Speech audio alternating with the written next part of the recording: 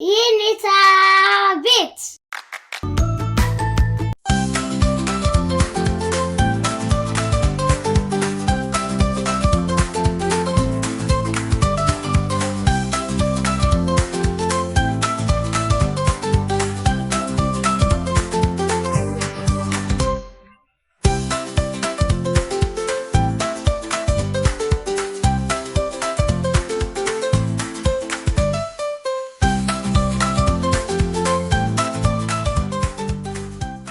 በትምህርት ቤት ክፍል ውስጥ ከክፍል ጓደኞቿ ጋር ተቀምጣ ትምህርቷን ትከታተላለች። ልጆች በመምህሩ የሚጠየቁ ጥያቄዎችን እጅ በማውጣት ይመልሳሉ።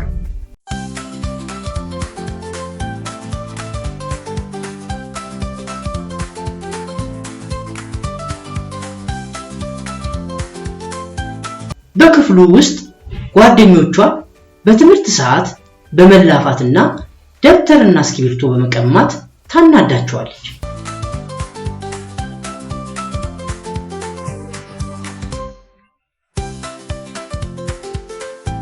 ትምህርቷንም በስርዓት አትከታተልም። መምህሩ ተማሪዎቹን ካስረዳ በኋላ የቤት ስራ ይሰጣቸዋል።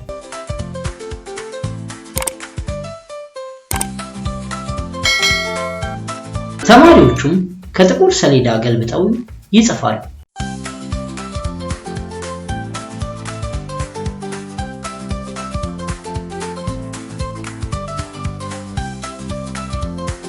የቤት ስራቸውን መስራት እንዳለባቸው መምህሩ ያስጠነቅቃቸዋል። ሎሊ ግን ስዕል እየሳለች፣ እየተላፋች፣ እየበጠበጠች ታስቸግራቸዋለች። ሁሉም ተማሪዎች መምህሩ ያላቸውን በመስማት ጽፈው እንደጨረሱ ከክፍል ይወጣሉ።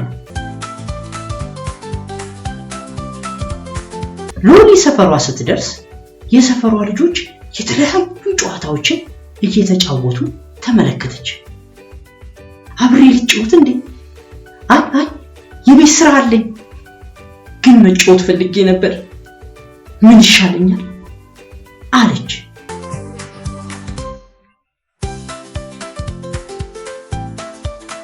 ልጆቹ ሲጫወቱ ደስ ነው የሚሉት፣ እኔም ብጫወት ግን ደስ ይለኛል አለች።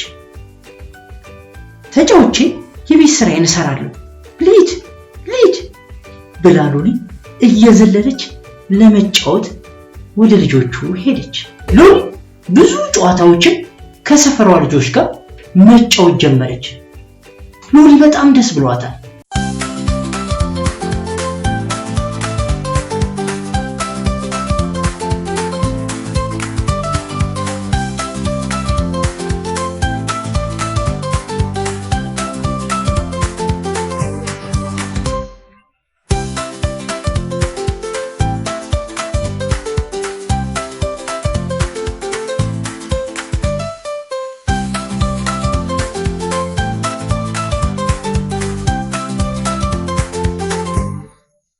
ሎሊ ጨዋታዎቹን ተጫውታ በጣም ስለደከማት ወደ ቤቷ ቀስ ብላ ገባች።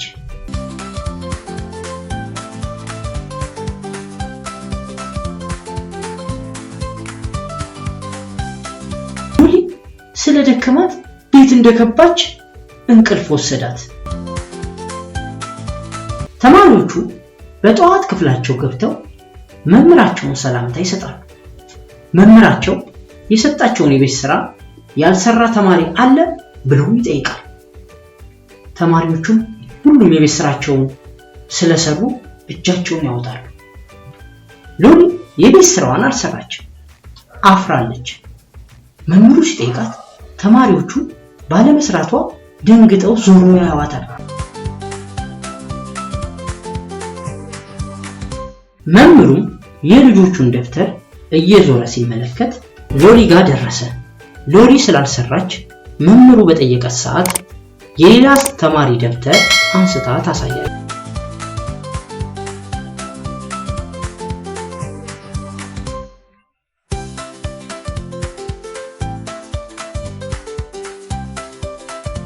መምህሩ ሎሊ እንደዚህ ማድረግ እንደሌለባትና የቤት ስራዋን መስራት እንዳለባት፣ የቤት ስራ ያለ መስራት የስንፍና ምልክት እንደሆነ ጨዋታ መጫወት ያለባት ጥናቷንና የቤት ስራዋን ሰርታ መሆን እንዳለበት ይመክራታል። ሎሊም ጥፋቷ ገብቷት ይቅርታ ትጠይቃለች። ተማሪዎቹም ለሎሊ ያጨበጭቡላታል።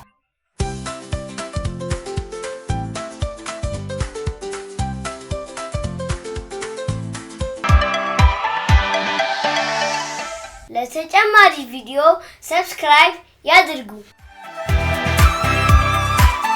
ይህን